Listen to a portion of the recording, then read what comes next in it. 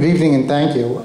My name is David Tykulsker. I'm an attorney in Montclair, New Jersey. I have certain environmental affiliations, but I really want to talk to you about the work that I've done with the Teamsters.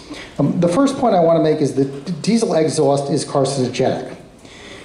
This is not a question that is now subject to reasonable scientific debate. It is established by the International Association for Research on Carcinogens as of June 12, 2012, that diesel exhaust is a human carcinogen, period, end of statement. Let me say that what that means is if you allow for increased truck traffic and therefore increased diesel exhaust, it is the equivalent of shooting bullets up into the air and seeing where they come down. Because lung cancer at this point is not a disease that is easily cured. You are going to be killing people, even if you can't identify them, even if it's 30 years out. That's a long arc for a bullet to go up in the air, but those are the facts of the matter.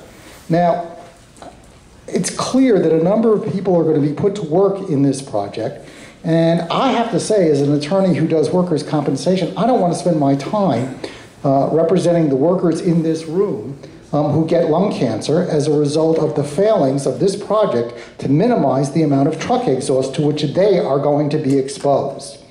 Now, itself, as explained, the bridge itself poses some long-term risk of exposing people to additional diesel exhaust by raising the grade.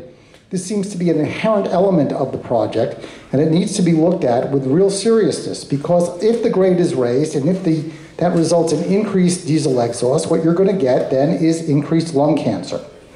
I further want to say that from my experience, the reliance of the Port Authority on its so-called clean truck program as being a solution to these problems is just bogus.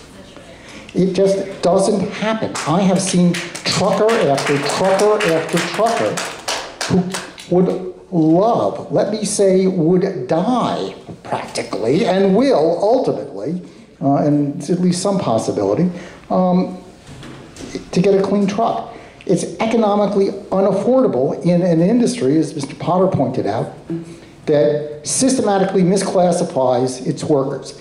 The industry is basically doing everything that it can to push down the wages of the workers who do the truck driving, and it is therefore a joke for the Port Authority to say that somehow its clean truck program is going to be the solution. Only by restructuring the industry so that these workers are assured a decent wage is it going to be possible to make sure that the trucks are clean. Thank you.